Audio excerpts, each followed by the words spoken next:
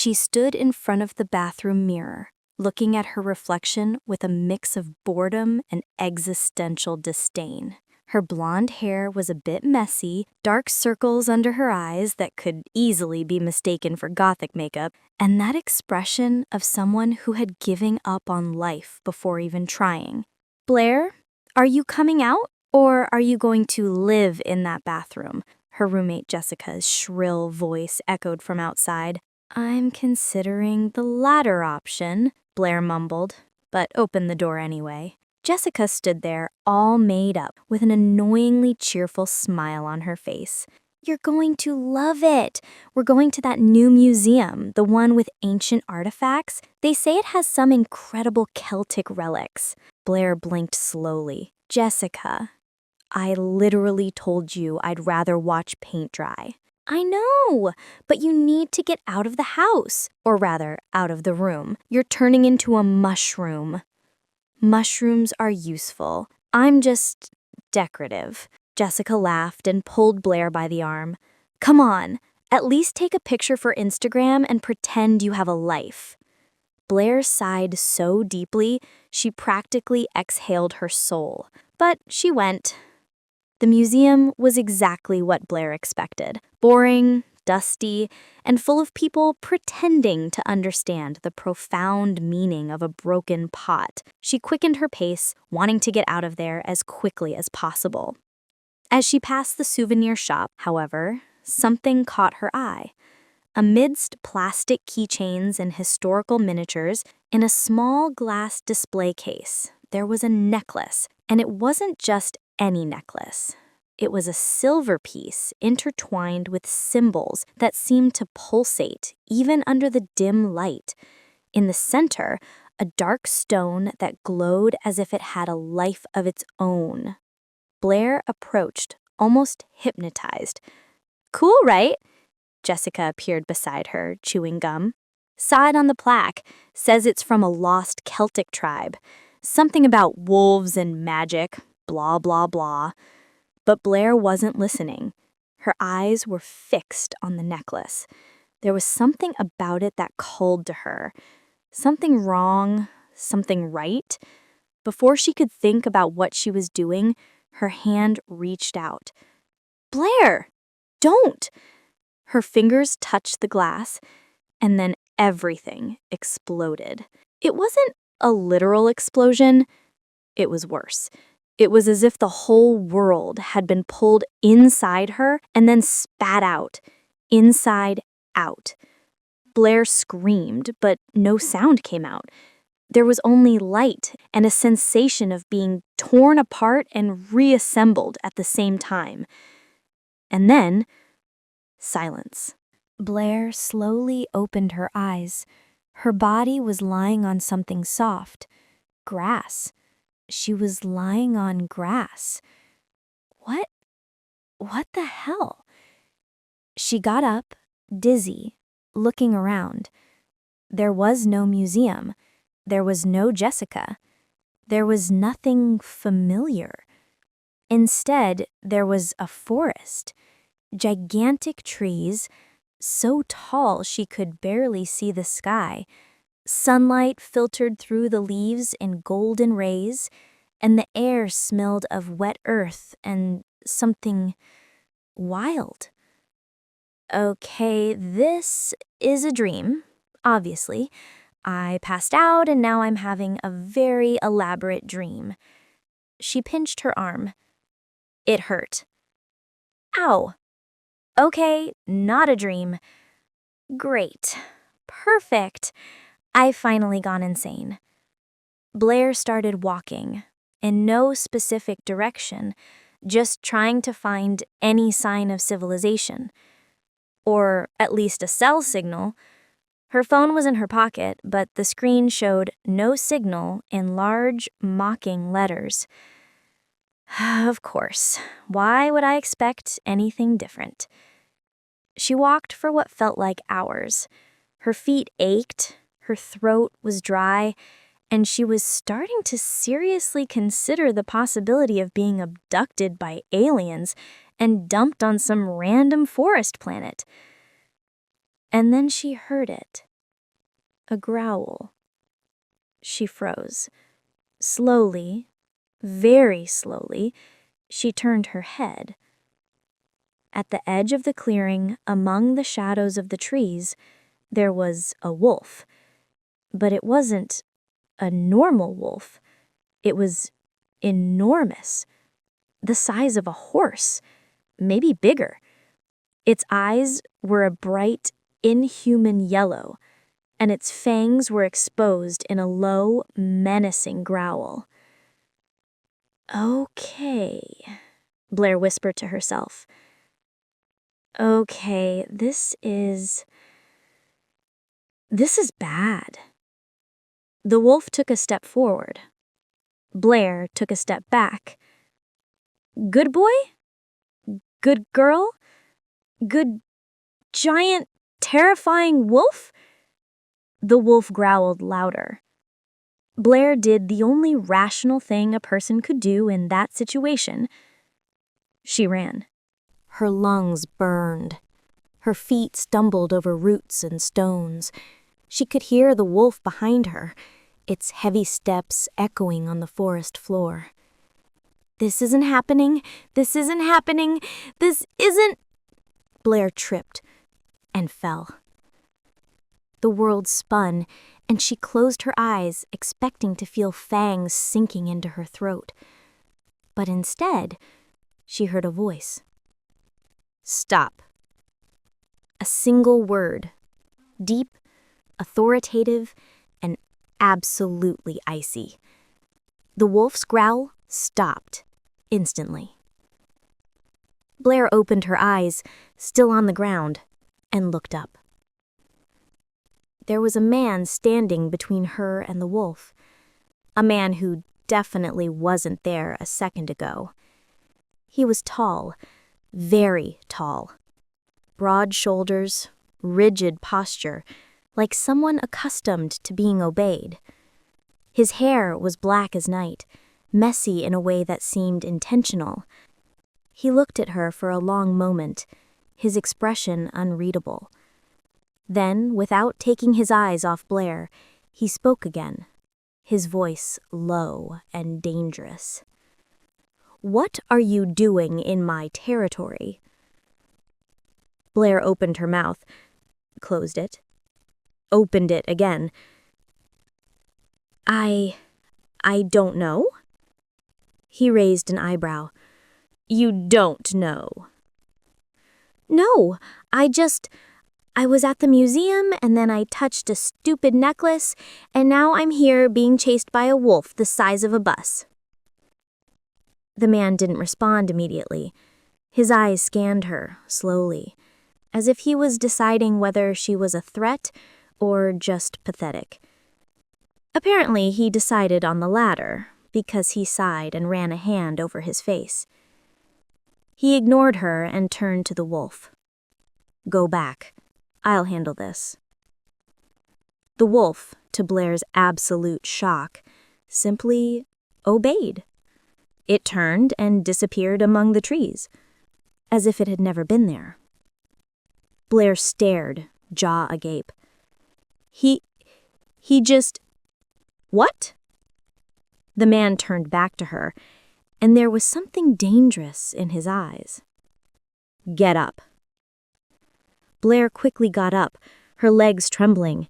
She brushed the dirt off her hands onto her jeans and tried to look less terrified than she was. Okay, look, I don't know where I am or what's going on, but if you could point me in the direction of the nearest town? There are no towns here. Blair blinked. What do you mean, no towns? What is this, the Middle Ages? He gave a cold, humorless smile. Blair looked around, processing. The forest, the giant wolf, the man with golden eyes who apparently controlled wild animals. I've gone insane. Officially. This is a psychotic break. It's not. And if you want to survive here, I suggest you start paying attention. Blair swallowed hard. There was something about the way he spoke that made her believe him.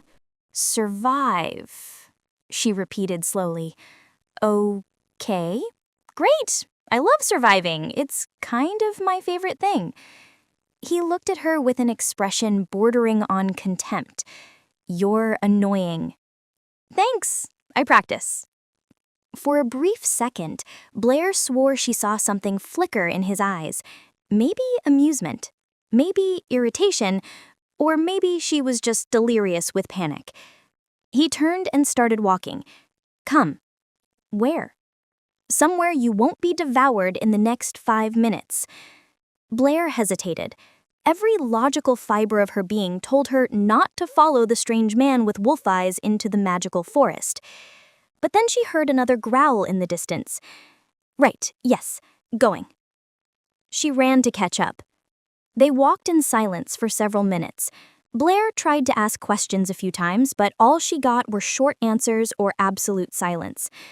"So, do you have a name?" she finally asked. He didn't look back. "Cassian." "Cassian. Cool. I'm Blair." "I didn't ask." "Wow. Okay. Noted.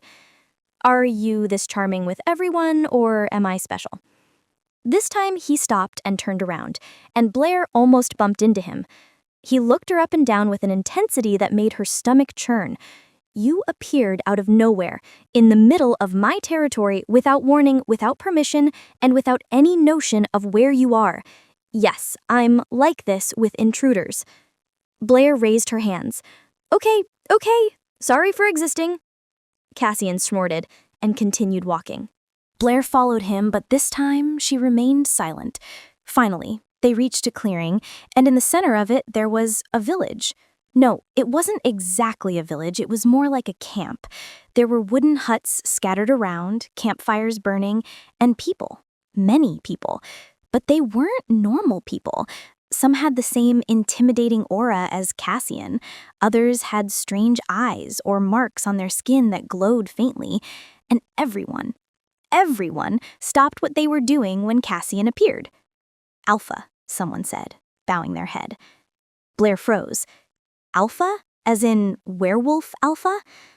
Cassian didn't answer. He just kept walking, and Blair realized she had no choice but to follow him. They passed several people, all looking at Blair with expressions ranging from curiosity to hostility. "Why is everyone looking at me like I'm a steak?" "Because you're human," he replied simply. "And that's bad?" "Depends." "Depends on what?" He stopped in front of a hut larger than the others. "On how stupid you are." And then he went inside, leaving Blair alone outside, surrounded by dozens of golden eyes. "Great," she muttered to herself. "Just another normal day in Blair's life."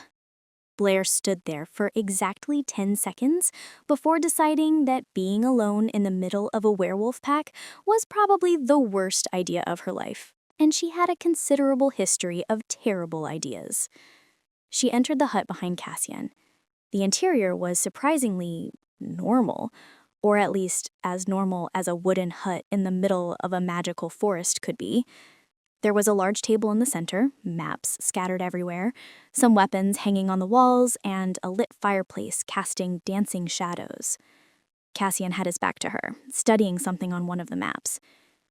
"So," Blair began, closing the door behind her, "werewolves. That's real. You guys are real. Obviously. And you're the alpha." "Yes." "Which means you're like the boss?" "It's a simplistic way of putting it, but yes." Blair crossed her arms. "Okay, and where exactly am I?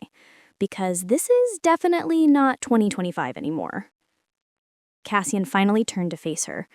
There was something calculating in his eyes, as if he was trying to decide how much to tell her. "You are in the wildlands, specifically in the territory of the Black Moon Pack, and it's the year 1723. Blair blinked. "Once? Twice? You're kidding." "I already said I don't joke." 1723. You're telling me I time traveled." Blair laughed, It was a high-pitched, hysterical laugh that echoed through the hut. Okay, this is great. This is perfect. I can't even get to class on time, but apparently I can accidentally time travel. Cassian didn't seem impressed by her outburst. You said you touched a necklace? Yes, a stupid necklace in a stupid museum. Describe it. Blair took a deep breath, trying to calm down. Silver, with Celtic symbols, and a dark stone in the center that glowed. Cassian's expression changed. It was subtle, but Blair noticed. His eyes narrowed and his jaw tightened. The veil stone, he said softly, more to himself than to her. What? He slammed his hand on the table, making Blair jump. How did you manage to activate it? I didn't do anything, I just touched it. Humans cannot activate the stone. It responds only to magic. Blair opened her mouth to protest, but then stopped. Wait, are you saying that I have magic? No. I can barely make toast without burning it. Cassian studied her for a long moment, his golden eyes practically piercing her soul. Then there's something different about you. Blair felt a shiver run down her spine. Look, I'm the most normal person in the world. The only thing different about me is that I watch reality shows at 3 a.m. Then you're useless. Hey, a human without magic, without survival skills, and apparently without self-preservation instinct, trapped in the past in a world full of creatures that would love to eat her. Blair swallowed hard. When you put it that way, it's exactly that way. There was a moment of heavy silence. Okay, she said, raising her chin. Then send me back. I can't. What do you mean you can't? The veil stone is in your time, not mine. And even if I could access it, I don't know how to use it. That kind of magic was lost a long time ago. Blair felt her stomach drop. So I'm stuck here. Cassian didn't answer, which was answer enough. Perfect. Absolutely perfect. The hut door opened abruptly, and a man entered. He was almost as tall as Cassian, but had a completely different energy. Messy brown hair, a wide smile, and eyes that sparkled with humor. Cassian, I heard you brought a human. I had to see this with my own. He stopped when his eyes met Blair's. Wow, okay, she's blonde. We haven't had a blonde in centuries. Blair frowned. Seriously, that's your first observation? The man laughed. I like her. She's got spunk. He extended his hand. I'm Tristan, beta of this pack, and more importantly, the only person here with a sense of humor. Blair hesitantly shook his hand. Blair. Blair, Tristan repeated, as if testing the name. Strange name. Where are you from? The future, she replied, dryly. Tristan blinked, then looked at Cassian. Is she delusional? No, Cassian replied, returning his attention to the maps. She came through the Veilstone. Tristan's smile vanished instantly. You're serious? Do I look like I'm joking? Tristan let out a low whistle. That's big. The stone hasn't been activated in... I know, Cassian cut him off. Tristan looked between Cassian and Blair, processing. Then the smile returned, but there was something darker about it now. Well, this is going to be interesting. Interesting how? Blair asked, not liking his tone. Interesting as in, you just dropped into the middle of a territorial war, surrounded by creatures who don't trust humans, and led by an alpha who has a reputation for being absolutely ruthless with intruders. Blair looked at Cassian. Ruthless? Cassian didn't take his eyes off the map. Tristan exaggerates. I really don't exaggerate, Tristan muttered to Blair, but loud enough for Cassian to hear. Blair felt that familiar panic rising again. Okay, so what happens to me now? Cassian finally looked at her. You stay. Stay? Just stay? You have no choice. You're trapped here, and if I let you wander off alone, you'll die in less than a day. How comforting. I'm not here to comfort you. Tristan cleared his throat.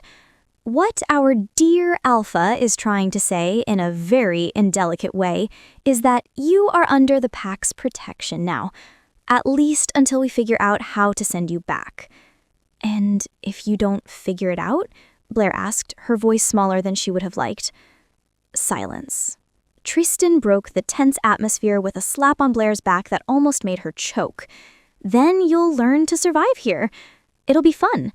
I can teach you how to hunt, how to fight. She won't fight, Cassian interrupted, his voice sharp. She's human, weak. She'll stay inside the camp, where it's safe. Blair felt something hot ignite in her chest. Anger. Weak? Yes. Look, I may not be a superpowered werewolf, but I'm not weak. Cassian looked at her with that impassive expression. You ran from a wolf and fell. Because it was a giant wolf. Exactly. You're weak. Blair stood up, her fists clenched. You're an asshole. Tristan laughed. Oh, I definitely like her. Cassian didn't move, but there was something dangerous in his eyes now. Watch what you say, human. Or what? You're going to devour me? The air in the hut changed. It became heavier, more tense. Blair could feel it on her skin, like static electricity. Cassian took a step towards her, slow and deliberate. You don't understand where you are. You don't understand what we are.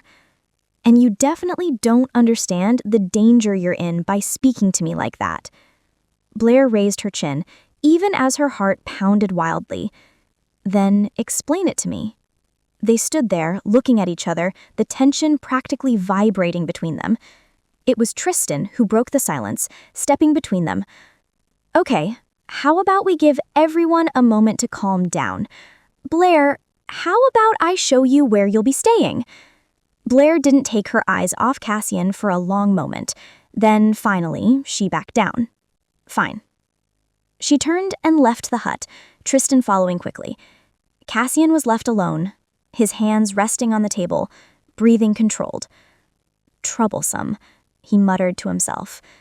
But as he looked at the door she had exited, he couldn't ignore the strange feeling in his chest. Tristan led Blair through the camp, pointing things out as they walked. That's the communal kitchen. Yes, we cook. No, we don't just eat raw meat. That's the training area. You'll want to stay away from there, especially in the morning, when the younger ones are practicing. They tend to get a little wild. Blair was barely listening. Her mind was still in the hut, on the way Cassian had looked at her, as if she were an annoying puzzle he couldn't solve. Hey, Tristan snapped his fingers in front of her face. Are you with me? Sorry, it's just a lot. Tristan gave a gentle smile. I know, but look, you'll be fine. Cassian can be an ass, but he doesn't let anything happen to the people under his protection. He called me weak. Well, compared to us, you kinda are. No offense. Offense taken. Tristan laughed. You're funny. I didn't expect that. They stopped in front of a small hut at the edge of the camp. It was simple, but it seemed sturdy. This is yours, Tristan said, opening the door. It's not luxurious, but it's warm and dry. It has a bed, some blankets, and... Wait, Tristan interrupted him, entering. This is mine? Like, just mine? Yes? Blair looked around the small space. It was basically a room, but it was hers. She didn't have to share with anyone, didn't have to negotiate closet space or bathroom schedules. This is actually really nice, actually. Tristan smiled. See? Not everything is bad. Blair sat on the bed. It was hard, but comfortable enough. She can make this work. So, she said, looking at Tristan, tell me the truth. What's my chance of surviving here? Tristan leaned against the doorframe, considering. Honestly, it depends on you. How helpful? What I mean is, if you follow the rules, don't cause trouble, and let Cassian protect you, you'll probably be fine. And if I don't want to let Cassian protect me? Tristan gave a short laugh. Then you're even more troublesome than I thought. He paused. Look, Cassian can be tough, but he's like that for a reason. He's lost a lot of people. And when you're alpha, every loss weighs on you differently. Blair felt something stir in her chest. Curiosity. What happened? It's not my story to tell, Tristan said softly. But just try not to judge him too quickly. He has his reasons. Before Blair could respond, a howl echoed through the forest. Loud, long, and terrifying. Tristan straightened immediately, all trace of humor gone from his face. What was that? Blair asked, her heart racing. Alert, Tristan said, already moving towards the door. Stay here. Lock the door. Don't come out no matter what. Wait, what? But he was already gone. Blair was left alone in the hut, the sound of the howl still echoing in her ears. And for the first time since arriving in this strange and dangerous world, she realized something. She was absolutely terrified. Blair didn't lock the door, not because she was brave, but because the idea of being trapped inside a wooden box while something potentially deadly lurked outside seemed even worse than seeing the danger coming. She stood in the doorway, watching the camp transform into organized chaos. Werewolves poured out from all directions. Some were already shifting as they ran, their bodies contorting in ways that made Blair's stomach churn. Others shouted orders, grabbed weapons, formed groups. And then she saw him. Cassian. He was at the center of it all, absolutely motionless amidst the chaos. His golden eyes glowed in the dim twilight, and there was an intensity about him that made the air around him feel heavier. He wasn't shouting orders like the others. He didn't need to. Just his presence commanded absolute attention. He looked directly at Blair across the camp. Even from a distance, she felt the weight of that gaze. There was a warning in it. Stay where you are. Blair, being Blair, took a step out of the hut. Cassian's expression darkened. But before either of them could do anything else, another figure appeared, a woman.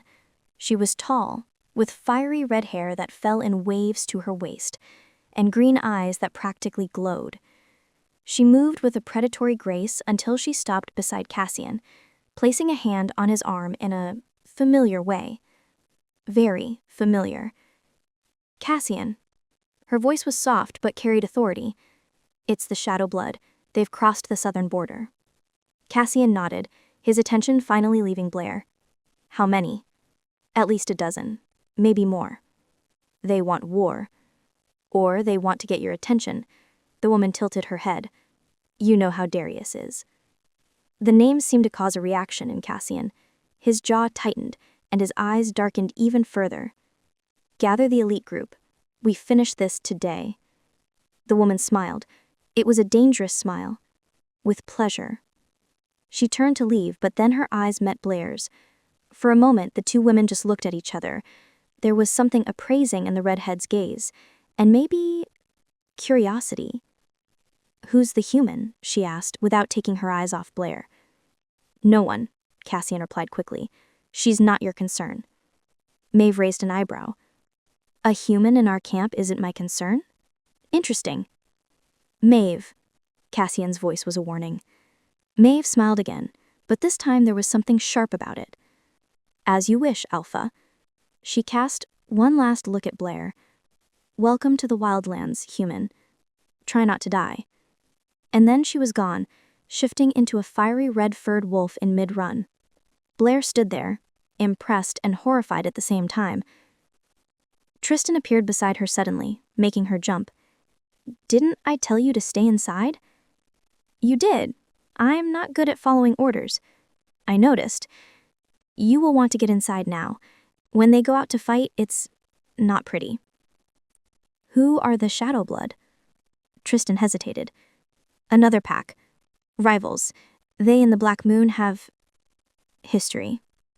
What kind of history? The kind that ends in blood. Blair felt a shiver. And Cassian is going to fight them? It's what alphas do.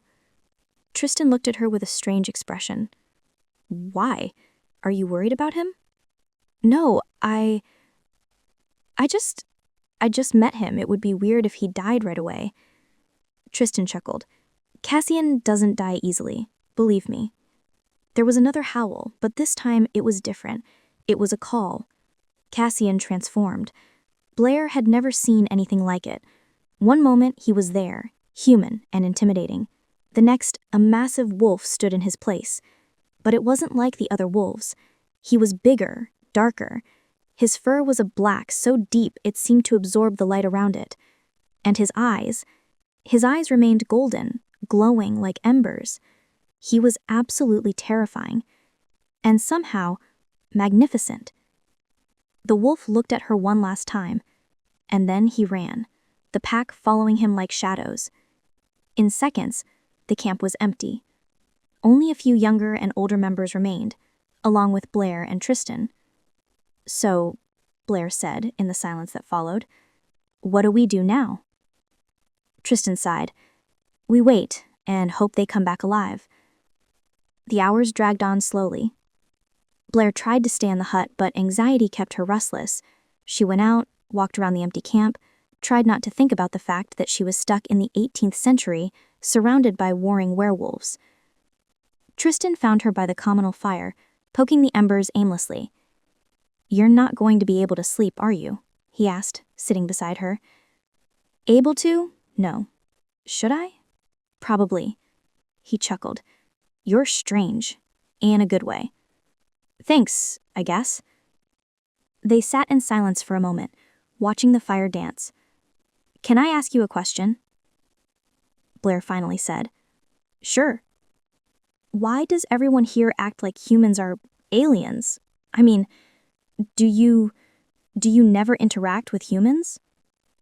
Tristan grew serious. Not anymore. We used to, a long time ago, but things changed. There were incidents.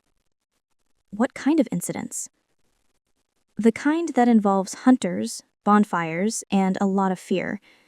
Humans are afraid of what they don't understand, and when humans are afraid, they destroy. Blair swallowed hard. But not all humans are like that. We know, but it's hard to trust when you've lost so many. He poked the fire with a stick. Cassian lost more than most. His parents were killed by hunters when he was 15. He saw it. God. Yeah. So when he acts like an overprotective jerk, it's because he's seen what happens when we let our guard down. Blair stared at the fire, processing. Suddenly, the way Cassian had treated me made more sense. That's heavy, she murmured. Welcome to our world. A sound cut through the night. Footsteps. Many of them. Tristan stood up immediately, tense. And then they appeared. Wolves emerging from the darkness of the forest, returning to the camp. Blair looked for one in particular. The big black wolf with golden eyes. He was there, in front, but something was wrong. He was limping. Blair stood up before she even thought, her feet carrying her towards him. Blair, wait! Tristan tried to hold her back, but she was already running. Cassian shifted back as she approached, and Blair stopped abruptly. He was covered in blood. He had deep cuts on his chest and arms, and a nasty gash on his side that was clearly from claws. You're bleeding, she said, stupidly. I noticed, Cassian replied, his voice strained with pain. You need help. I heal fast. That's not fast enough. Blair didn't know where the anger came from, or the concern, but it was there, burning in her chest. Cassian looked at her with those golden eyes, and there was something different in them now. Surprise, maybe. Why do you care? He asked softly. Blair opened her mouth. closed it. I don't know, but someone needs to take care of you because you clearly don't take care of yourself. Tristan appeared beside them, holding something that looked like a first aid kit. She's right. You look like crap. Thanks, Tristan. Very helpful. That's what I'm here for. Tristan looked at Blair. Help me get him to the hut. Cassian protested, but he was losing blood, and even with his accelerated healing, he was clearly weakened.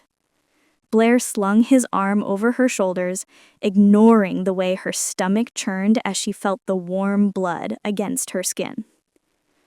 Inside the hut, they got Cassian seated in the chair. Tristan began to clean the wounds with water and something that smelled of herbs. Blair stood there, not knowing what to do with her hands. You can pass that, Tristan said, pointing to a vial with a strange liquid. Blair picked it up and handed it to him. Her fingers brushed Cassian's as he reached for the vial at the same time. The touch was electric. Both recoiled quickly, as if they had been burned. Tristan looked between the two, a smirk forming. Interesting. It's nothing, Cassian said quickly. Definitely nothing, Blair agreed too quickly. Sure, nothing. Tristan was clearly enjoying himself. Well, now that we're done here, I'll leave you two to talk. Tristan, Cassian began, but Tristan was already leaving. Good night, he called cheerfully from the doorway. And then they were alone. The silence stretched, heavy and filled with something Blair couldn't name. Cassian finally said, You didn't have to do that. Do what? Worry? Help me? Blair crossed her arms. Well, sorry for having a modicum of human decency. I wasn't complaining. He looked at her, and there was something vulnerable in his eyes now. The hard facade was cracking. To humans caring? I know. He paused. You proved that to me today. They looked at each other for a long moment, and in that silence, something shifted. Blair didn't know what it was, but she felt it. And by the way Cassian's eyes softened, he felt it too. You should rest, she said softly. You too. Blair nodded and turned to leave, but before she stepped out, she stopped at the door. Cassian? Yes? Don't die. It would be really inconvenient. I could hear the smile in his voice when he replied, I'll try. And as Blair walked back to her hut, she realized she was smiling too. Blair woke up to the sound of voices outside her hut, many voices, and laughing. She got out of bed, still wearing the same clothes from the day before, jeans and a top that were now dirty and torn, and opened the door. Outside, there was a group of children. Werewolf children, she assumed, though at that moment they looked like normal children, curious and boisterous. The oldest, a girl of perhaps 10 with brown hair in uneven braids, stepped forward. Is it true you came from another world? Blair blinked, still processing being awake. Who said that? Everyone's talking about it, a smaller child yelled. Tristan said you appeared out of nowhere in strange clothes. Blair looked down at her jeans. Right, jeans were probably pretty strange in 1723. What are your clothes made of? Another child asked, touching the fabric with fascination. It's soft, another said. And blue. I've never seen blue fabric like that.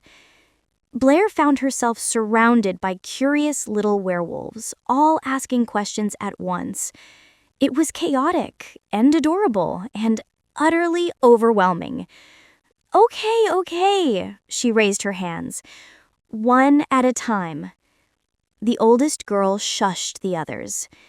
I'm Muriel, she said with an authority that didn't match her age. And these are children of the pack. Most of us have never seen a human up close before. Great, no pressure, Blair muttered. Did you really come from another world? Muriel asked, her amber eyes gleaming with curiosity. Blair hesitated. Sort of. I come from very far away, and from a long time ahead. The children looked at her confused. How far ahead? A small boy asked. 300 years. There was a moment of silence, then the children burst into laughter.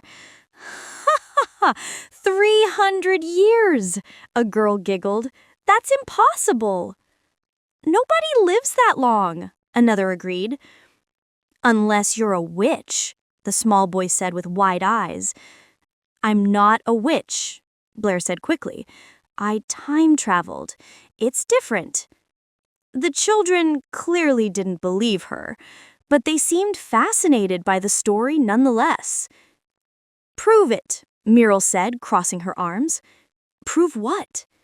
That you're from the future. Show us something from the future. Blair looked around at the expectant little faces.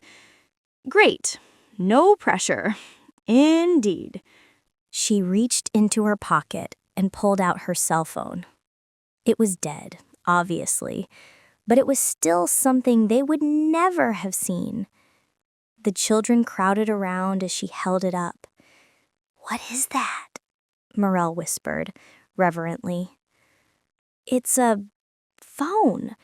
Where I come from, we use these to talk to people who are far away. How does it work?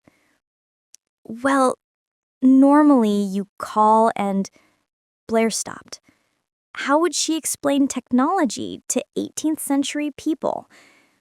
It's complicated, but there's something better I can show you. She turned on the phone. There was still a little battery left, maybe 2%. Enough time. The screen lit up. The children shrieked and jumped back. It's magic, the small boy yelled.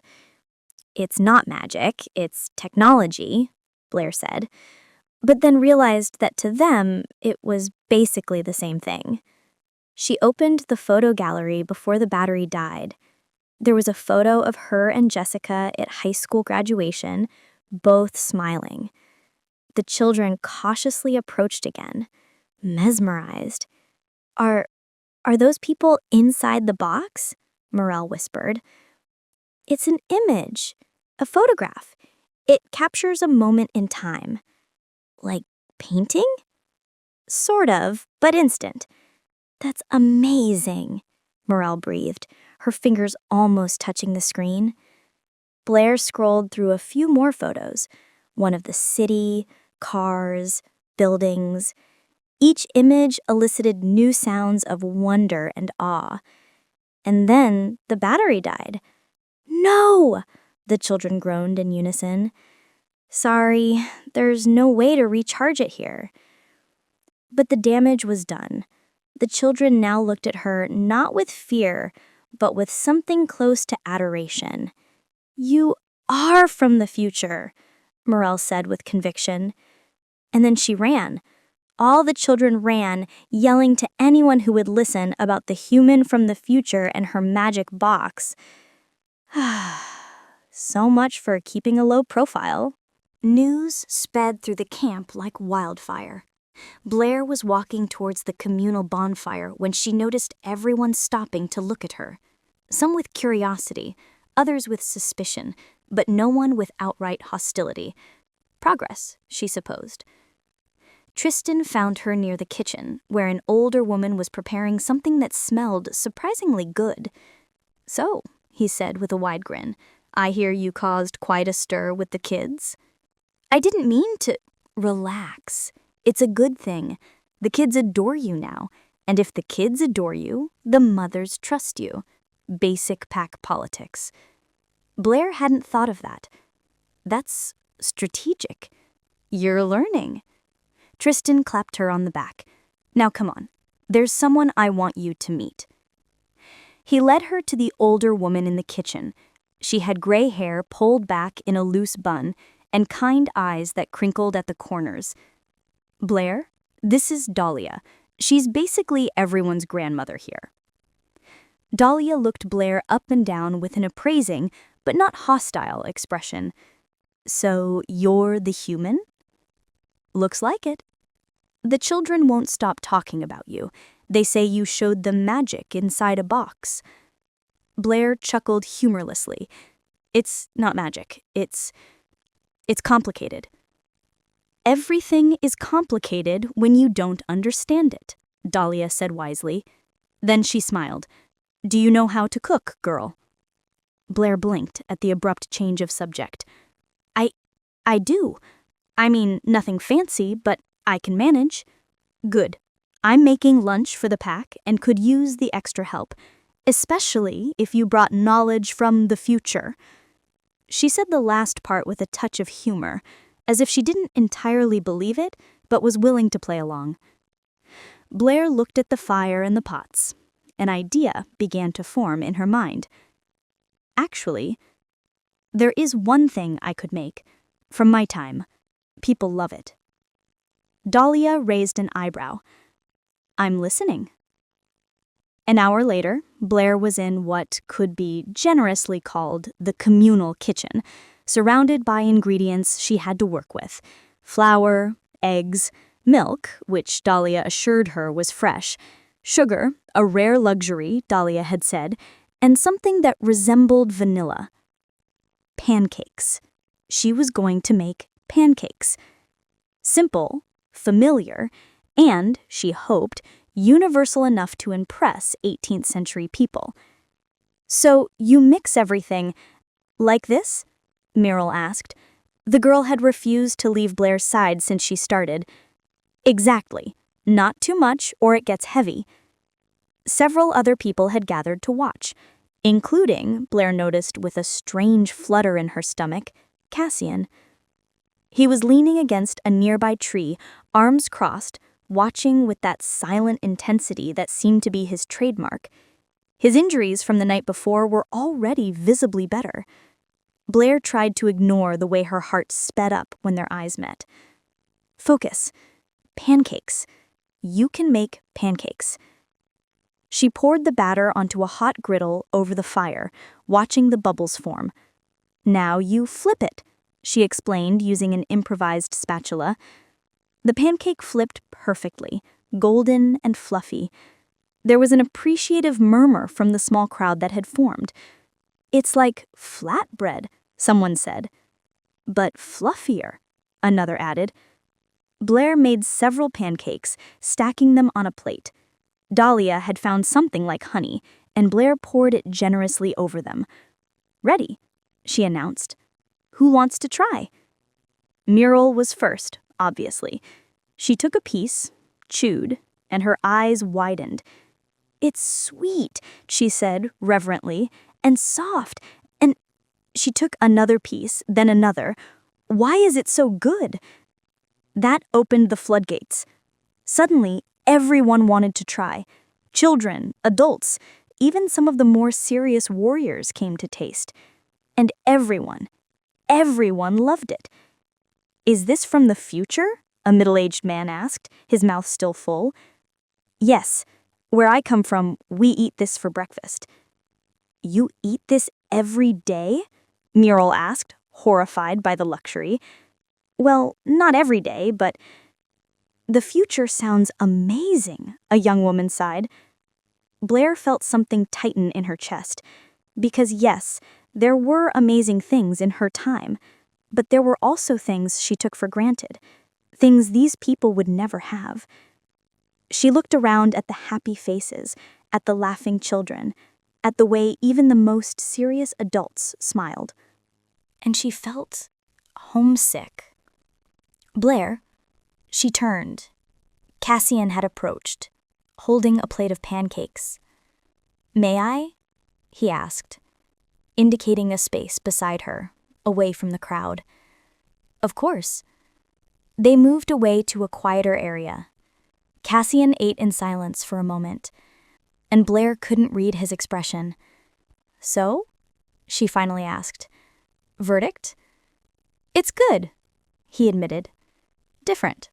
but good. High praise coming from you. He gave a small smile. You made an impact. People are talking. Hopefully in a good way. More curiosity than suspicion now. It's a start.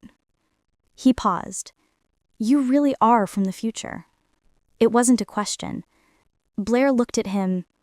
You believe me? I do. Their eyes met, and there was something there. Something unsaid, but felt. Cassian. Maeve's voice cut through the moment. She was approaching, her expression serious. We need to talk. It's about the shadow blood. Cassian sighed and stood up. I'll go to your hut later. You don't have to. I want to. He held her gaze for another moment, and then he left, leaving Blair with her heart beating faster than it should have. Blair spent the rest of the day trying not to think about Cassian, which was difficult considering everyone in the camp seemed to want to talk to her now. The transformation was surreal. In the morning, she was the strange human everyone avoided. Now, in the afternoon, she had children asking to see the magic box again. She had to explain it was out of battery at least 10 times. Women asking if she could teach them more recipes from the future, and even some of the warriors nodding to her with cautious respect. You're like a celebrity now, Tristan said, appearing beside her as she watched the sunset from her hut porch. This is bizarre. Welcome to pack life. You do something impressive once, and suddenly everyone has an opinion about you. He sat beside her. But seriously, what you did today was smart. Win over the kids first, then everyone's stomachs. Classic strategy. I just wanted to make pancakes, Blair mumbled. Tristan chuckled. Sure, and Cassian just wanted a private conversation with you. Blair felt her face heat up. It was nothing. Uh-huh. That's why he kept staring at you for the last 20 minutes of the meeting with Maeve. Totally nothing. He was... What? Oh, you didn't know? Tristan grinned mischievously. Yeah, Maeve was visibly annoyed. It was hilarious. Blair frowned. Is there something going on between them? Cassian and Maeve? There was. Once. A long time ago. They were betrothed when they were young. It's a pack thing, uniting powerful families. But after Cassian's parents died, he broke off the engagement, said he wasn't going to marry out of obligation. And Maeve? She was furious, humiliated. But she's an elite warrior, so she swallowed her pride and stayed with the pack. They keep things professional now, more or less. Blair processed this. The way Maeve had touched Cassian. She still has feelings for him. Probably. But Cassian... Tristan hesitated. Cassian closed himself off after losing his parents. He doesn't let anyone in. Not that way. Until now, a voice said behind them. Blair turned and saw Dahlia approaching, carrying a basket of what looked like fresh bread. Sorry for listening in, the older woman said, not looking at all apologetic. But hut walls are thin, and my hearing is still good. She handed the basket to Blair. For you. Payment for the pancakes. You didn't have to... Take it, child. Where I come from, refusing gifts is rude. Blair took the basket, the warm scent of bread making her stomach rumble. Thank you. Dahlia sat on her other side, her old, wise eyes studying Blair's face. You did something today that no one has managed in years. I made pancakes? You made people smile. Truly smile. I haven't seen that since before the last war. She paused. And you made Cassian look at someone as if they were something more than a duty or responsibility. Blair swallowed hard. I didn't... Don't deny it, dear. These old eyes see. Dahlia smiled gently. But be careful. Cassian carries a lot of weight, and hearts that carry weight don't open easily. I'm not trying to open anything, Blair protested weakly. Dahlia and Tristan exchanged a look. Of course not, Tristan said, but he was smiling. Before Blair could respond, there was commotion at the camp entrance. Loud voices, some angry. Tristan stood up immediately. "Stay here." "But—" "Blair, stay." He ran towards the noise, Dahlia following him with surprising speed for someone her age. Blair, being Blair, waited exactly 30 seconds before following them. There was a group gathered near the camp entrance. Cassian was at the center, his posture rigid, facing 3 strangers. No, they weren't strangers. They were werewolves. Blair could sense it, just as she could now sense the difference between pack members and normal people. There was something in the air around them, something wild and dangerous. But these were different from the Black Moon wolves. Their eyes were a deep red instead of gold, and there was something darker about their energy. "You have courage coming here, Darius," Cassian said, his voice low and dangerous. "I came in peace, Cassian, just to talk. You attacked my territory last night. That's not peace." "That was a test." Darius tilted his head. "And you passed, as always." His eyes swept across the camp and then landed on Blair. She felt a shiver run down her spine. "Interesting," Darius murmured, taking a step toward her. Cassian moved, blocking his path. "She's not your concern. A human here.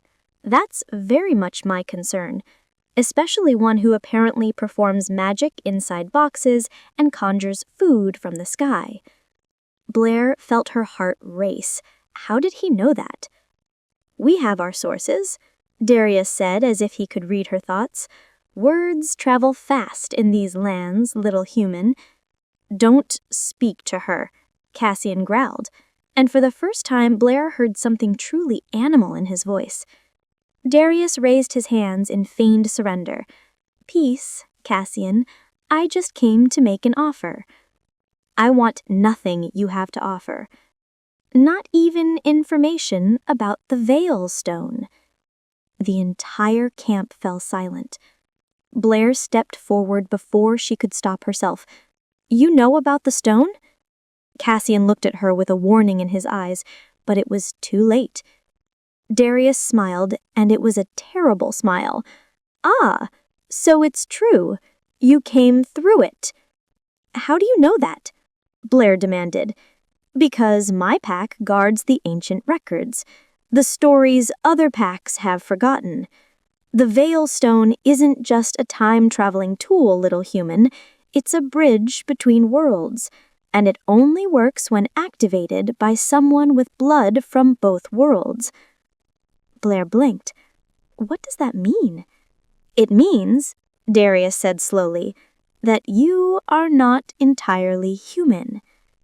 The world seemed to tilt beneath Blair's feet. "That's impossible." "Is it? Then how did you activate the stone?" He tilted his head. Blair thought about it. He was right. "You're lying," Cassian said, but there was uncertainty in his voice. "Am I?" Darius looked at him. "Test her. Use your alpha sense. See if I'm wrong."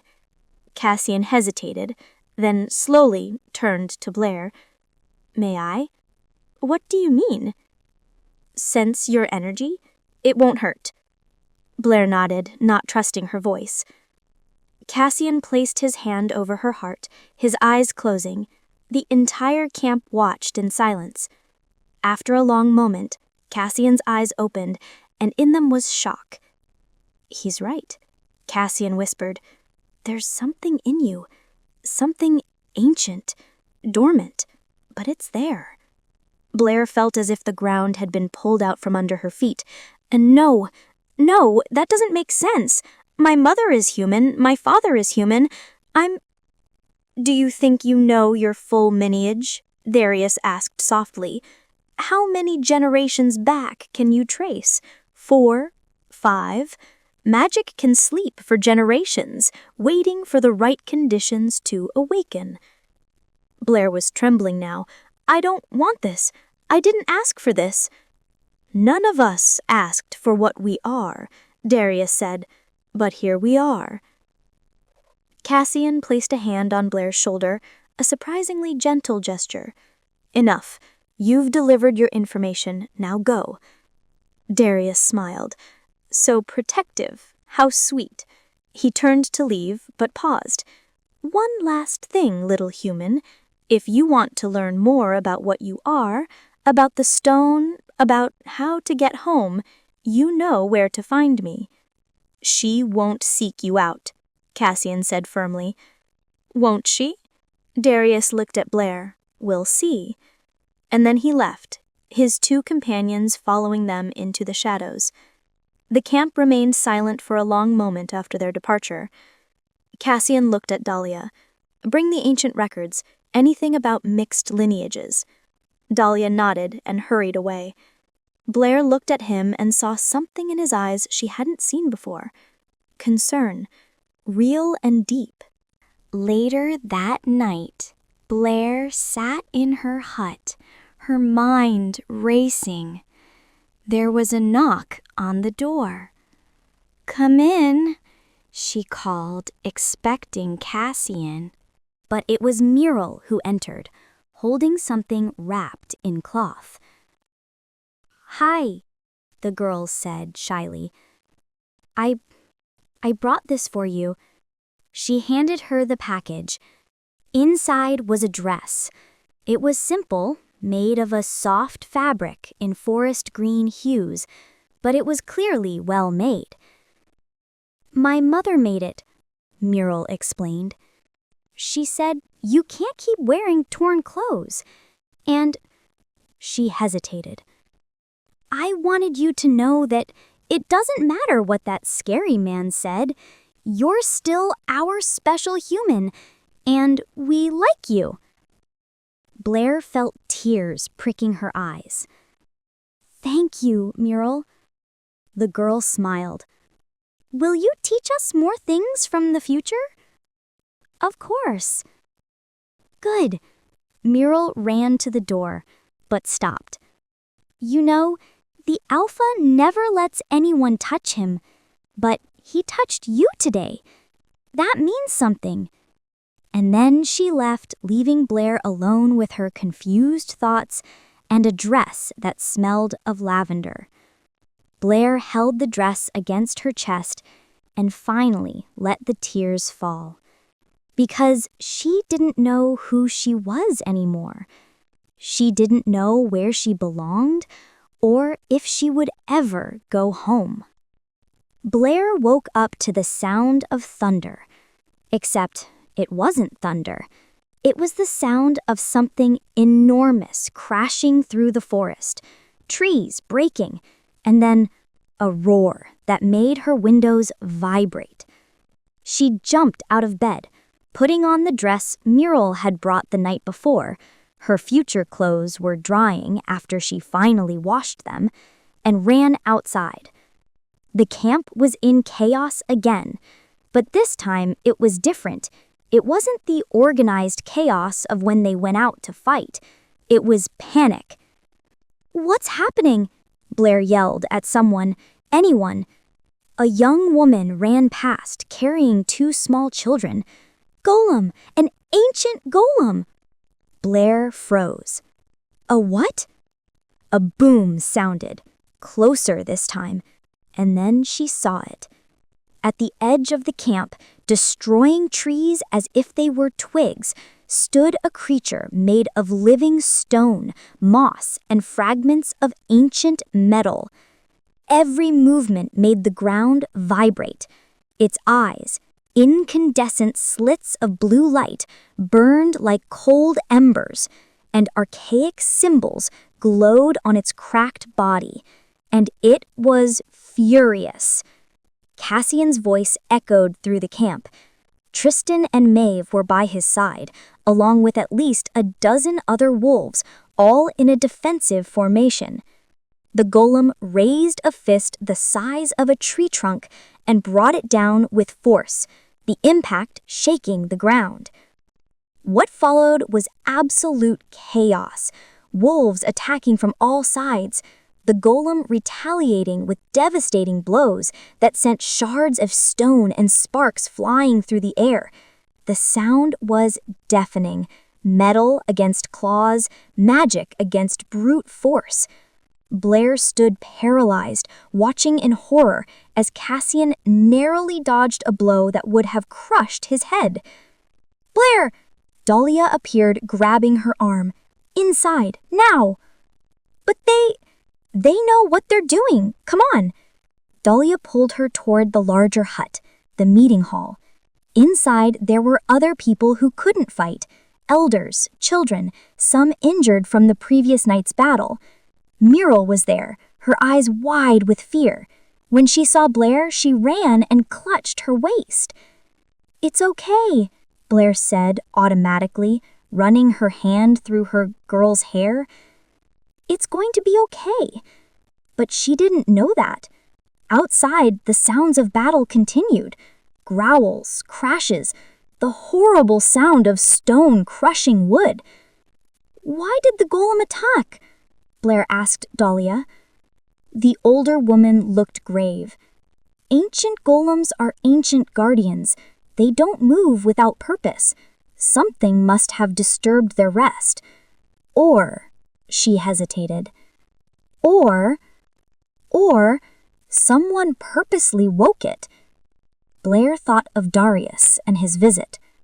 "Do you think—" A loud crash cut off her words. One of the hut walls trembled. "He's too close," someone whispered. Blair looked around at the frightened faces. Children crying, mothers trying to comfort them, elders muttering prayers. And something inside her broke.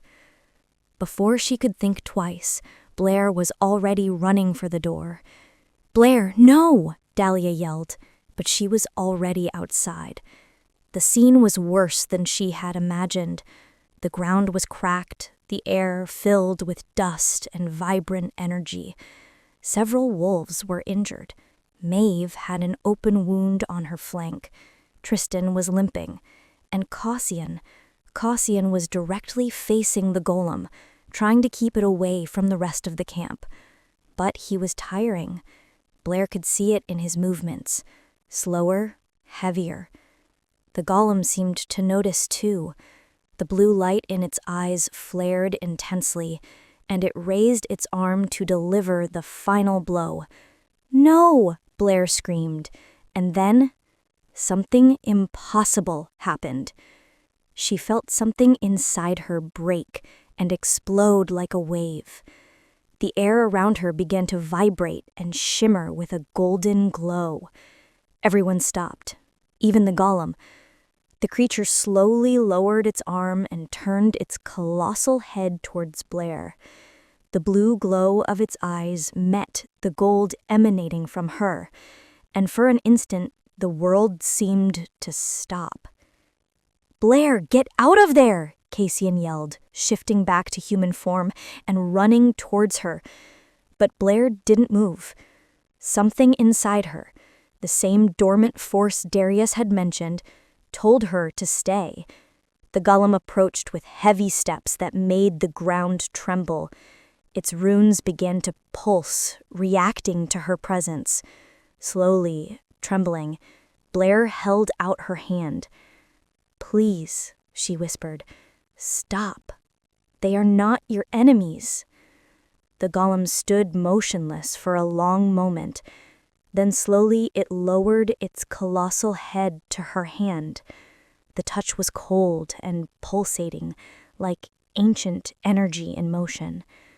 The golden light around Blair pulsed once, intensely, and then faded. The golem let out a low, almost melancholy sound, an echo that seemed to come from the depths of the earth, and then turned, lumbering heavily back into the forest, leaving destruction but no further harm. Blair stood still, her hand still suspended, trying to understand what had just happened. Then her legs gave way. Cassian caught her before she fell.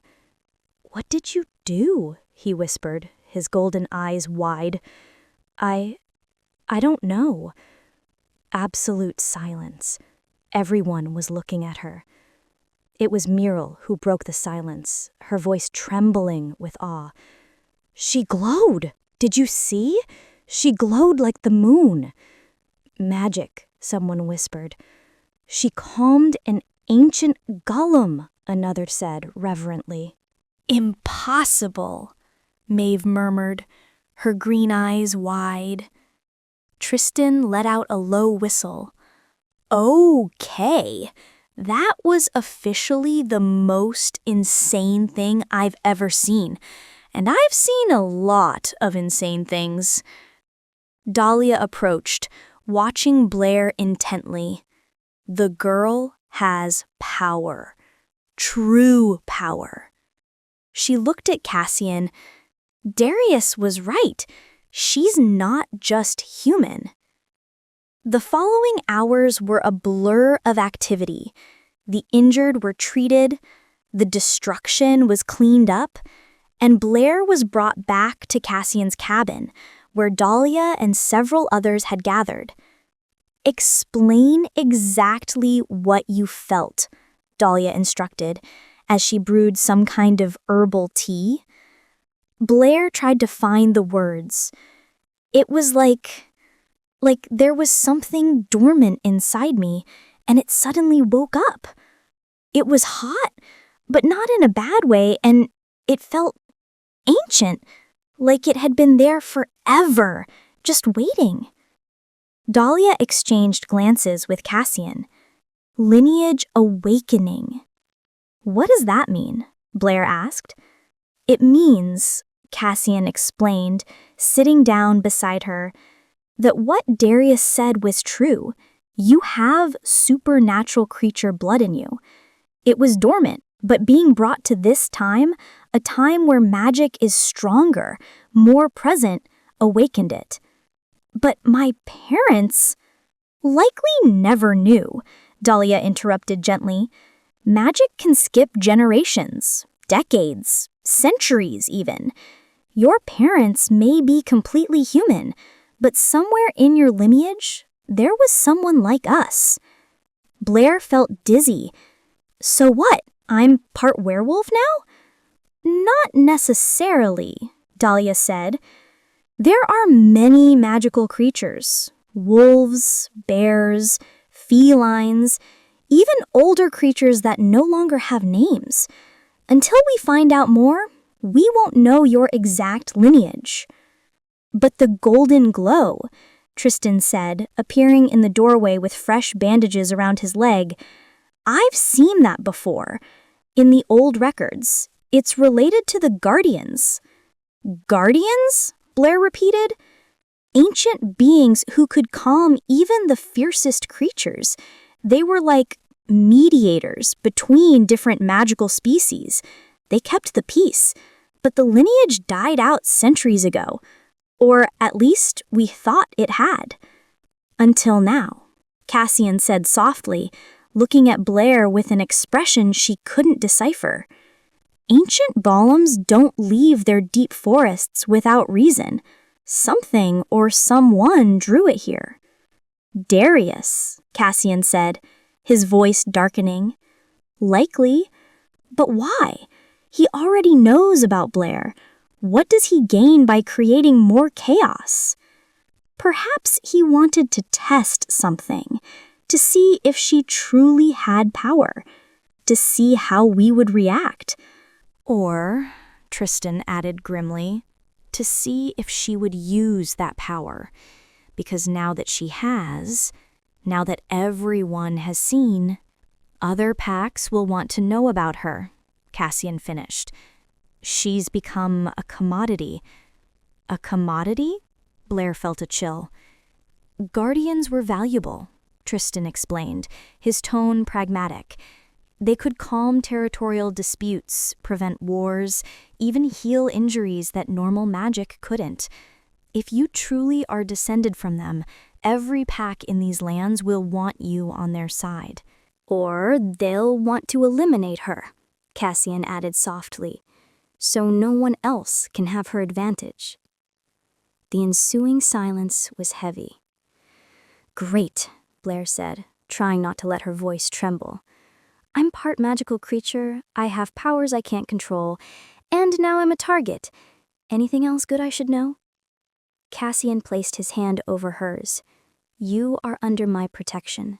No one will touch you. He's right, Tristan agreed. You're one of us now, officially. Blair was in the kitchen when she heard the sound of shouting coming from the camp's entrance. They weren't shouts of fear or alarm. They were shouts of indignation. I don't care if you're giant wolves or whatever. Get your furry paws off me right now or I swear I'll... Blair froze. That voice. She knew that voice. Impossible. Blair ran out of her cabin so fast she almost tripped over the dress Muriel had given her, her heart pounding wildly. And then she saw her. Jessica. Her roommate, her best friend, stood in the center of a dozen tense werewolves, her brown hair disheveled, makeup smudged, still wearing the same hot pink bomber jacket she'd had on at the museum, and wielding a stick like a sword. "Blair!" Jessica shrieked when their eyes met. "Blair, thank God! Tell these dog men that I'm not food!" Blair was so shocked all she could do was stand there, gaping. "You know this human?" Cassian asked, appearing at Blair's side. He was tense, ready to act, his eyes fixed on Jessica as if she were a threat. Yes, she's my friend. From my time." "Your time?" Jessica practically shrieked. "Blair, what the hell is going on? 1 minute I'm in my room, I touch that stupid souvenir, and then bam! I'm in the middle of a forest, surrounded by... Wait!" She paused, really looking around for the first time. "Why is everyone wearing Renaissance clothes? Is this some kind of themed camp?" "Jessica?" she began. "And why," she pointed dramatically at Cassian, "is this ridiculously handsome man shirtless? Is that allowed? Are there rules?" Tristan let out a bark of laughter behind them. "I like her." "Jessica?" She tried again, slowly approaching. "Breathe. I can explain." "You can explain? Jessica, you disappeared. I called the police, your parents, the entire campus. I thought you were dead. And then I touched that cursed necklace and... Wait!" She paused, really looking at Blair now. "Why are you wearing a medieval dress?" "Because we time traveled. This is 1723. She stared at her, blinked, looked around at the camp, at the werewolves, back at Blair. "No," she said firmly. "Yes?" "No!" "Yes, Jessica. Blair, I love you, but have you gone crazy? Time travel isn't real. This is probably, I don't know, some weird psychological experiment or..." She stopped as one of the wolves behind her partially shifted his hand, claws extending. "Okay, what was that?" "Werewolves," Blair said simply. "They're werewolves." Jessica looked at the clawed hand, then at the wolf, then back at Blair, and then her eyes rolled back and she started to fall. Tristan caught her before she hit the ground, holding her easily with one arm. "Does she always faint like that?" he asked. "Only when she's overwhelmed," Blair sighed, which, to be fair, is pretty justified right now. When Jessica woke up, she was lying on the bed in Blair's cabin, with a damp cloth on her forehead. Blair was sitting beside her, along with Dahlia, and, to Jessica's dismay, a full circle of unfamiliar faces staring at her curiously. "Please tell me it was a dream," Jessica mumbled. "It wasn't a dream," Blair said gently. Jessica sat up so fast, the cloth flew off her face. "Werewolves! You brought me to a time full of werewolves." "Technically, you brought yourself." "Details, Blair." Jessica looked around at the gathered faces. Okay, rational thought, deep breaths." She took exaggerated breaths. "Okay, let's recap. When you disappeared, I was trying to figure out where you went, and then I bought that stupid souvenir, that necklace you were holding when you vanished. And then, last night, it started glowing. For real, like a flashlight beam. I thought it was shorting out, but when I tried to put it away, the light got brighter, and she made a broad gesture with her hands. Suddenly, I was here, in the middle of the forest, surrounded by Hollywood-level werewolf cosplay. Blair blinked, surprised. Last night? Yeah, why? Because that's exactly when my power awakened, when I fought the golem. The stone reacted. Maybe what I did activated it across all times. Jessica's eyes widened. So your magic awakening pulled me along? I guess so. Great, Jessica sighed theatrically. First you discover superpowers, now I'm like the unwanted bonus feature of the spell. Hey, you're alive, don't complain. Alive, yes, but in 1723, surrounded by hot werewolves. That's too much information for my modern brain to process. Tristan, listening from the corner, mumbled with a grin. She'll fit right in here. This is real. Werewolves are real. Time travel is real. I'm stuck in 1723 with my best friend, who apparently now wears dresses and makes friends with, she pointed at Cassian, who was leaning against the doorway with his arms crossed, with GQ Man over there. Tristan burst out laughing. GQ Man, I'm calling him that now. Cassian glared at him.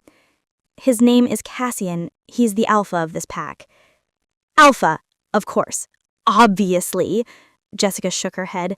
And let me guess, you're like in love with him now. Because, of course you are. This is exactly like those books you read. Blair felt her face flush. You're blushing! Oh my God, you are! Jessica pointed between Blair and Cassian. You two? Seriously? Can we focus? Cassian began. No, Mr. Sexy Alpha Werewolf Man. We cannot focus, because I came here with a mission. She turned to Blair. I came to take you home. The ensuing silence was heavy. How? Blair finally asked, her voice small. Jessica reached into her jacket pocket and pulled something out. The necklace. The veilstone glowed faintly in her hand. I brought it with me when I came. She looked at Blair with pleading eyes. Blair, you can take us back. Now! We can go home. Blair felt as if the ground had disappeared beneath her feet. Home. She could go home.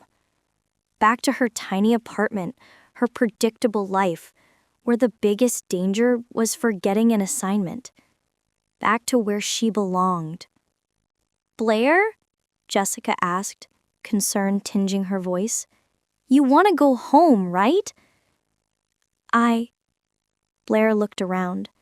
At Dahlia, who had been so kind to her, at Tristan, who made her laugh, at Muriel, who appeared in the doorway holding another child, her eyes wide with hope that Blair wouldn't leave, and at Cassian, whose expression was carefully blank, but his eyes were telling a different story.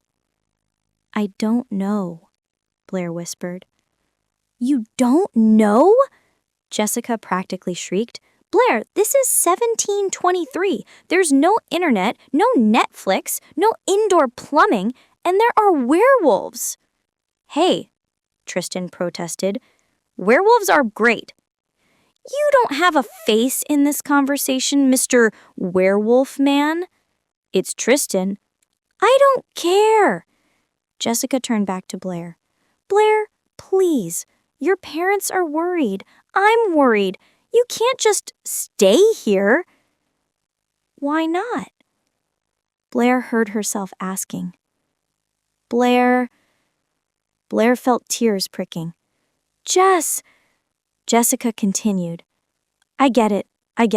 And hey, if you want to stay here playing Hunger Games Werewolf Edition, that's your choice. She took a deep breath. But I can't stop me from at least trying to convince you to return to civilization. I won't stop you. Good, because I'm very persuasive. Okay, can someone give me a tour? Because if I'm going to be stuck here trying to convince my best friend to return to civilization, I need to know what I'm working with. Tristan stepped forward, a wide grin on his face. I'd love to give you a tour. You're annoyingly handsome, too. Is there something in the water here? Werewolf genetics. Tristan winked. Of course it is. Jessica looked at Blair one last time. We'll talk more. Seriously. I know. And then Jessica was gone, swept away by Tristan, who was already chattering happily about the camp, leaving Blair alone with Cassian and a heavy silence. You want to go, Cassian said after a long moment. It wasn't a question. I don't know what I want, Blair admitted. He moved closer, and there was something vulnerable in his eyes she'd never seen before. If you had a choice, if you could freely choose without worries about what's right or safe or expected, what would you choose? Blair looked at him, at this man who had been cold and distant at first, but who had slowly opened up to her. I would choose to stay, she whispered. Something sparked in his eyes, hope. But I don't know if that's fair to Jessica, to my parents, to myself. How can I just abandon my entire life? Cassian said gently. You don't have to decide now. Your friend is here. You both have time to talk, to think. He hesitated. But, Blair, whatever you decide, we will respect it.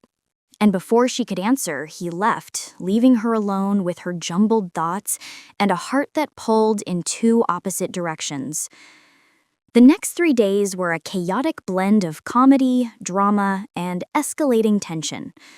Jessica, to her credit, truly tried to convince Blair to return, but her attempts were questionable.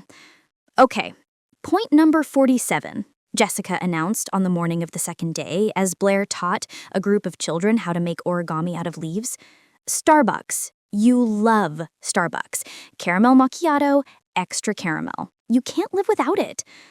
I can learn to live without it, Blair replied, folding a leaf into a crane shape. Heresy! Jessica dramatically placed her hand over her chest. The Blair I know would die without caffeine. The Blair you know would also die of existential boredom, but here I am, teaching origami to werewolf children. People change, Jess. Myril held up her leaf bird triumphantly. Look, I made one. Beautiful, Blair smiled. That's witchcraft, a little boy mumbled. You turned leaves into birds. Witchcraft. Technically, it's Japanese art, but Blair, focus. Tristan, who had become Jessica's unofficial tour guide, appeared carrying 2 steaming mugs. Herbal tea, not Starbucks, but Dahlia said it's good. Jessica took the mug, sniffed it, and grimaced. It smells like grass. Because it has grass in it. I knew it! Despite the complaints, Blair noticed Jessica drank the tea anyway. And more importantly, she noticed the way Jessica's eyes followed Tristan when he walked away. On the afternoon of the 3rd day, something changed. Blair was in the communal kitchen with Dahlia, making more pancakes, which had become a constant demand, when Maeve entered. She had been strangely absent since Jessica's arrival. We need to talk, she said without preamble. All of us. Blair exchanged a look with Dahlia. About what? About the fact that Darius is moving, and fast. They gathered in Cassian's cabin. Blair, Jessica, Cassian, Tristan, Maze, and Dahlia. The tension in the air was palpable. My patrols reported movement to the south. The Shadow Bloods are gathering. Not just them, other packs too. They're forming some kind of alliance. Why? Tristan asked, though his expression suggested he already knew the answer. Because of her, Maeve pointed out Blair. Word about the Guardian has spread. Every pack in these lands knows now that there's someone with that power, and they want it for themselves. Jessica raised her hand. Excuse me, guardian? As in, guardian of what? It's an ancient lineage, beings who could mediate between different magical species, calm conflicts, even heal injuries that normal magic couldn't. We thought they were extinct. Until Blair showed up, glowing and making giant golems turn into puppies. That did not happen, Blair mumbled.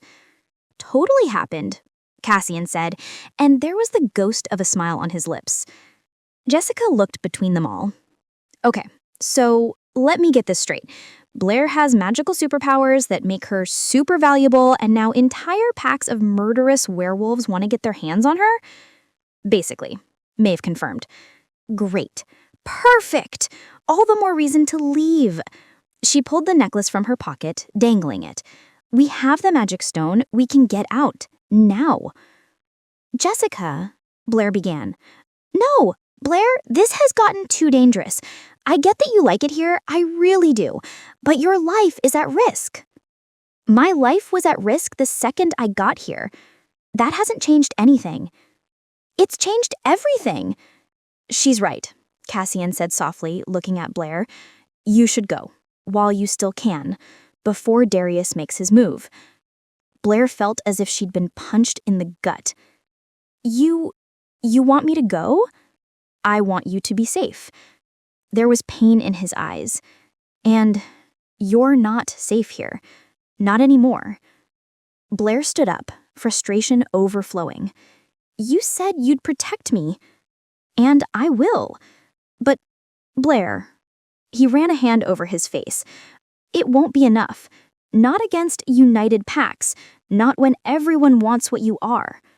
So what? Blair's voice broke. I just run away?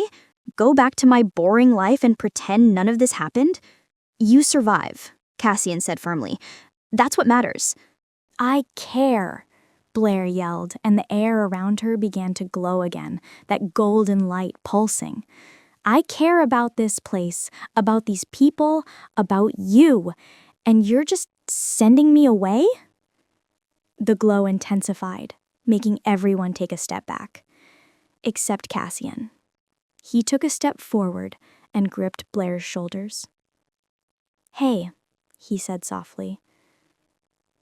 Breathe. Blair took a breath, focusing on his hands, on his eyes. Slowly, the light subsided. It's getting stronger, Dahlia observed. Her power. The longer she stays, the more emotional she gets, the stronger it becomes.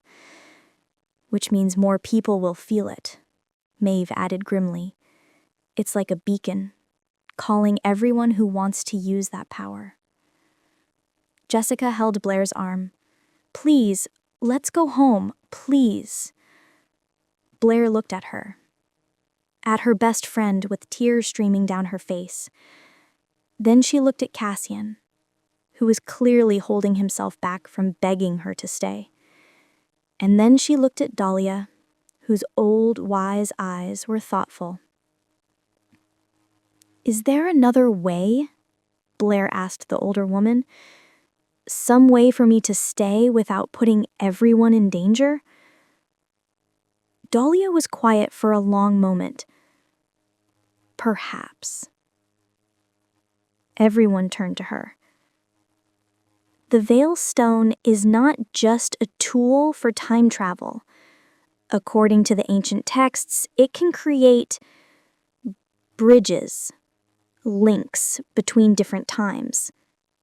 If Blair could learn to control it, to control her own power, she could travel between both times. Tristan finished, his eyes widening. Go back and forth whenever she wanted. But that requires immense control and training, the kind of training that takes weeks, perhaps months. Time we don't have, Maeve said grimly. Darius will attack within days. Then we need to buy time, Cassian said, his voice taking on that alpha commanding tone. Make Darius think she's gone. How? Jessica asked. A slow smile spread across Tristan's face. With a ruse. A very good one. The plan was risky, possibly insane, but it was all they had. Jessica would publicly take Blair back, using the Veil Stone in a ceremony that the entire pack would witness. They would make it seem as though Blair had left, that she was back in her own time and out of reach. But in truth, Blair would hide, in the deep caves beneath the pack's territory, where the magical signal of the stone was blocked by ancient rock. And there, Dahlia would train her, teach her to control her power, to understand the stone, and to create the bridge between times. "How long will it take?" Blair asked. "At least a month," Dahlia said. "Perhaps longer." "A month here," Jessica said slowly. "But in our time flows differently between eras. Days here could be just days there, or weeks." Jessica looked at Blair. "You're actually doing this, risking everything to learn werewolf magic so you can... what?" "I don't..." Blair began, but stopped when she saw Jessica's expression. Her friend was trying to joke, but there was real fear in her eyes. "Jess, come with me. Stay with me while I train." "I can't stay. My parents will..." "Days in our time, remember? You can stay. You can support me and..." Blair looked at Tristan, who was clearly trying not to look too hopeful. "Maybe find out if werewolves are really that bad after all." Jessica followed her gaze, saw Tristan, and blushed. I don't..." "Jessica," Tristan stepped forward. "Stay. Please. I promise to make it worth your while." "That sounds vague and potentially inappropriate." "I have jokes, so many jokes, and stories, and I can show you the parts of the forest that glow at night." "Parts that glow?" Jessica hesitated. "Magical flowers, absolutely beautiful." Jessica looked at Blair, then at Tristan, then back at Blair. "I'm actually considering this. I've gone crazy." "Welcome to the club," Blair smiled. "Okay." Jessica took a deep breath. "Okay, I'll stay. But if I get eaten by a magical creature, I'm going to haunt you." "Fair enough." Cassian cleared his throat. "Then it's decided. We prepare the ruse for tomorrow at dawn. That gives us tonight to prepare." He looked at Blair, and there was something intense in his gaze. "May I speak with you?" Blair nodded, following him out of the cabin. They walked in silence to the edge of the camp, where the forest began and the stars were visible through the tree canopy. "A month," Cassian finally said. "Or more," Blair added softly. "In the caves. No proper sunlight, no open space." He turned to her. "You hate small spaces." "How do you know that?" "I pay attention." He touched her face. "You always stay near doors. Always choose outside when given an option. And you always breathe a little deeper when you're in open spaces." Blair felt her heart clench. "You really do pay attention." "To you, always." He hesitated. "Blair, you don't have to do this. You can go back, live your life, be safe. But I wouldn't be happy." Cassian looked at her for a long moment. Then, slowly, he smiled. "You are the most stubborn person I have ever met." "Thank you." "And the bravest." "Is that a compliment too?" "The greatest I can give." He pulled her close, resting his forehead against hers. "When you return, when you can control your power and can travel between times..." "Yes?" "I want to be there when you decide where you want to stay, permanently." Blair swallowed hard. "What if I choose both, part of the time here, part there?" "Then I will count every second you are here and hate every second you are not." He smiled sadly. but I will accept it, because having you in any way is better than not having you at all. Cassian, he kissed her. It was soft and desperate at the same time, as if he were trying to memorize every detail, every sensation. When they parted, both were breathless. "Train hard," he murmured. "Learn fast, and come back to me. I promise." And as they stood there under the stars, Blair knew that no matter how long it took, no matter how difficult the road ahead, she would find a way to have both worlds. Because for the first time in her life, she had something worth fighting for. Dawn came too quickly. The entire camp gathered in the central clearing, the air heavy with anticipation and something that looked suspiciously like sadness.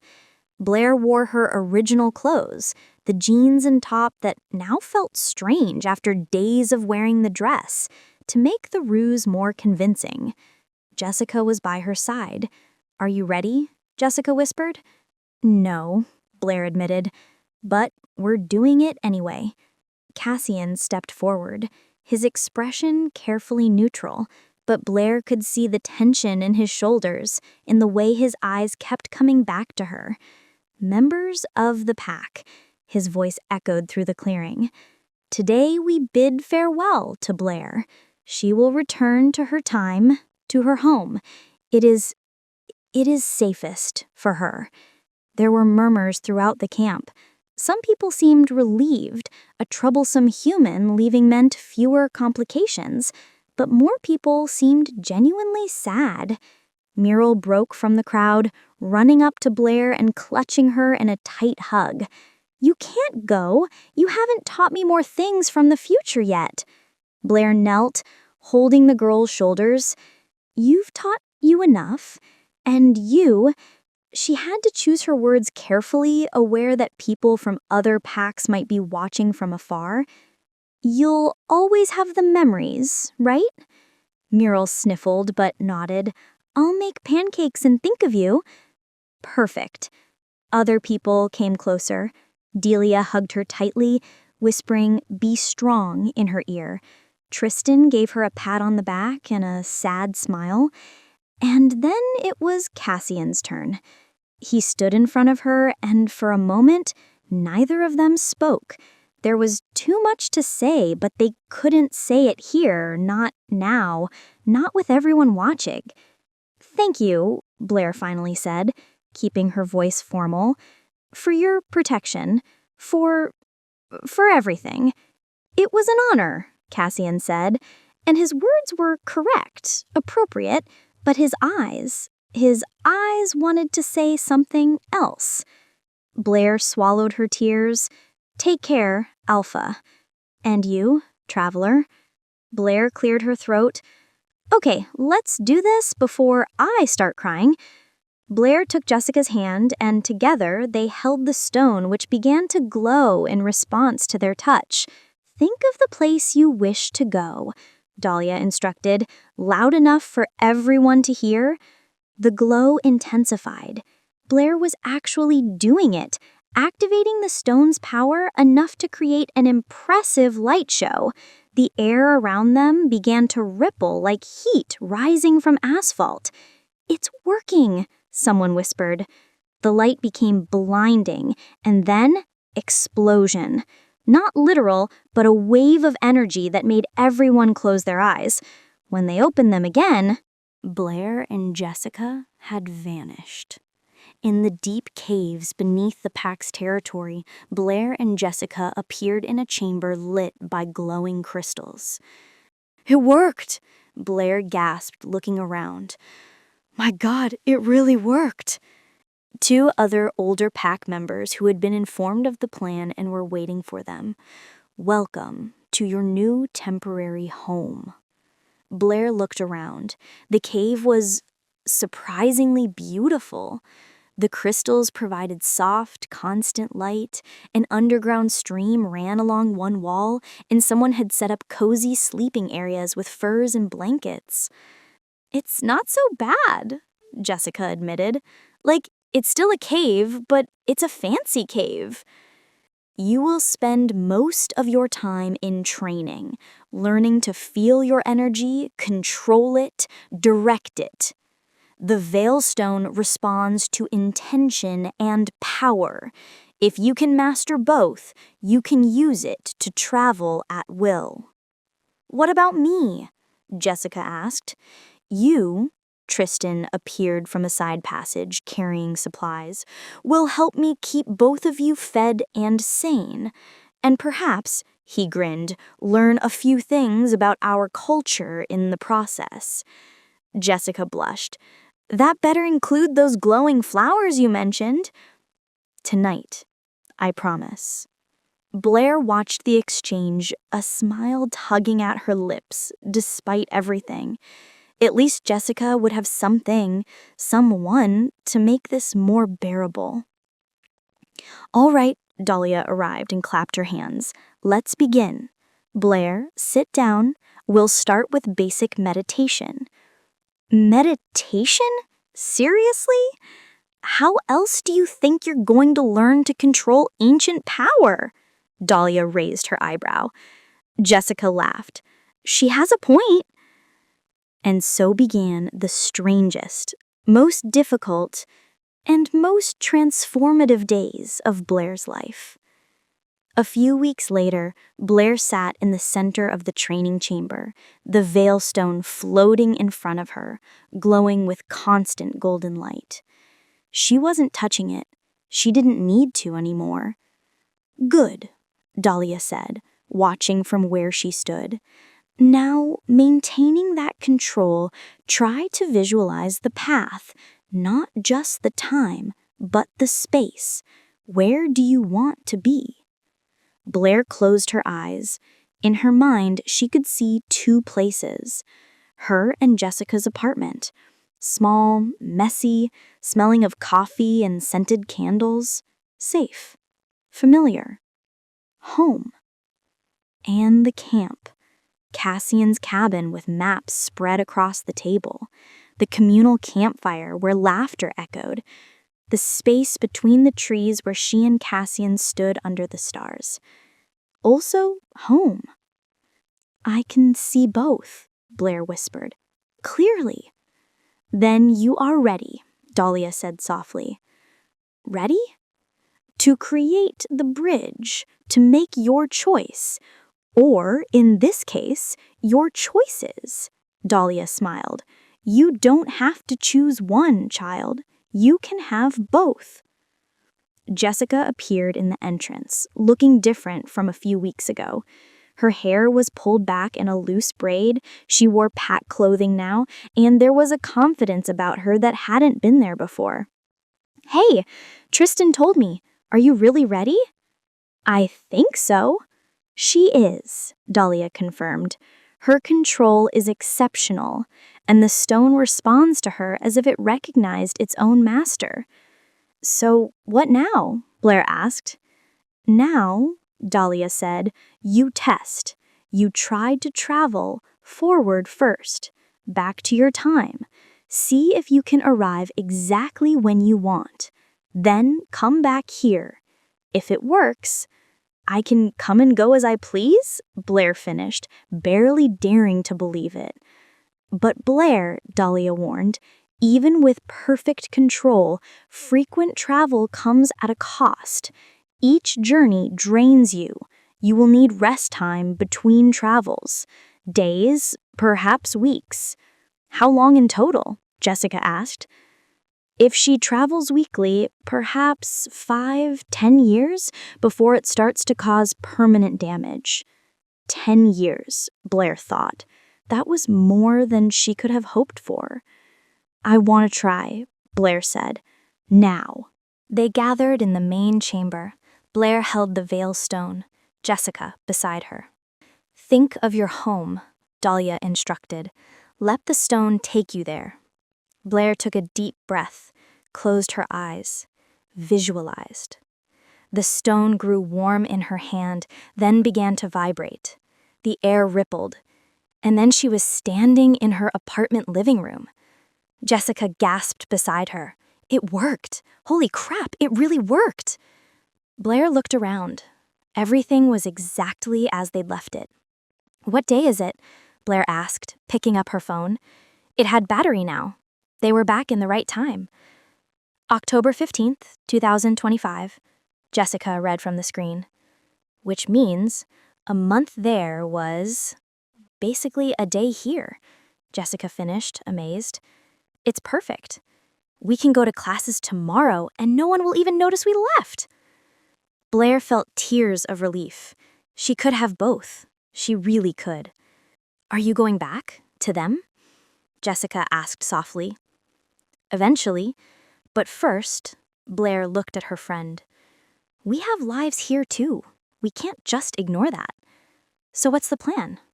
Blair thought about it. "We live here during the week. School, normality, all that stuff. But weekends we go to 1723 and live with hot werewolves," Jessica finished with a grin. "I have to admit, as insane plans go, this isn't the worst." "You'll come with me? On weekends?" Jessica looked at her, then at the stone still glowing faintly in Blair's hand. "Will Tristan be there?" "Probably." "Then yes, obviously yes." Jessica hugged Blair. 2 days later, Blair and Jessica appeared in the crystal chamber in the caves.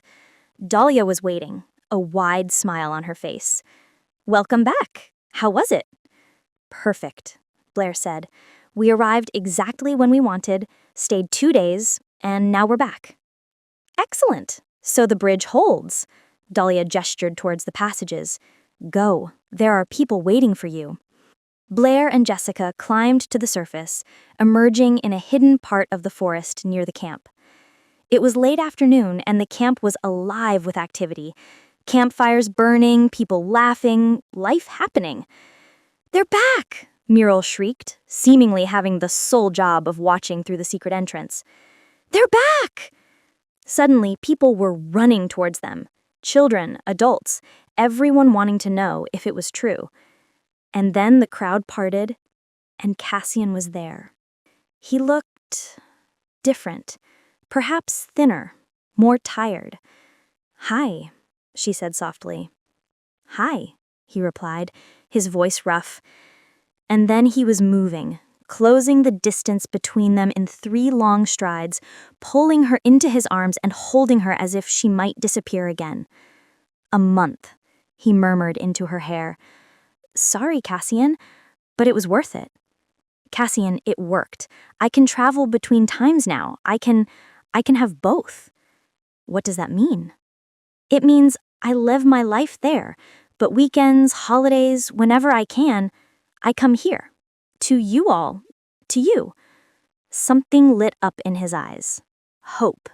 Joy. Relief. "For how long? This ability, does it last forever?" 10 years. Maybe a little longer. After that, I'll have to choose one world permanently." 10 years, Cassian repeated, and then he smiled. A real, full smile that transformed his entire face. 10 years with you is more than I ever dreamed of having. And after that, he touched her face gently. "We'll figure it out. Together." But for now, he kissed her, soft and deep and full of promise. "For now, this is enough." Around them, the pack began to cheer. Someone started singing. Children ran around laughing. Tristan appeared beside Jessica, a smug grin on his face. "So, you came back." "Can't stay away from the glowing flowers," Jessica said, but she was smiling. "Only the flowers? And maybe you?" "A little." "I'll take it. Want to go see the flowers? They're especially beautiful tonight." Jessica took his hand. "Lead the way, werewolf man." Blair watched them go, then looked back at Cassian. "This is insane, you know. 2 worlds, 2 times, trying to balance it all." "Completely insane," Cassian agreed. He led her by the hand through the camp, back to his cabin. Inside, everything was as she remembered. Except now, there was a small, clear space on the table. A space for her things. "I kept a place for you," Cassian said softly. Just in case. Hoping. Blair felt tears pricking. I'll always come back. You know that, right? No matter what, I'll always find my way back to you. I know. Because you're stubborn, brave, and completely impossible. You forgot beautiful. And modest. Don't forget modest. Blair playfully nudged him, but she was laughing too. And for the first time since she touched that stupid stone in the museum, she felt peace. She didn't have to choose. Not yet. She had a best friend who would follow her across centuries. She had a pack that welcomed her. And she had a stubborn, protective, and completely impossible alpha who looked at her as if she were her moon and her stars. It wasn't the life she had planned, but it was the life she chose.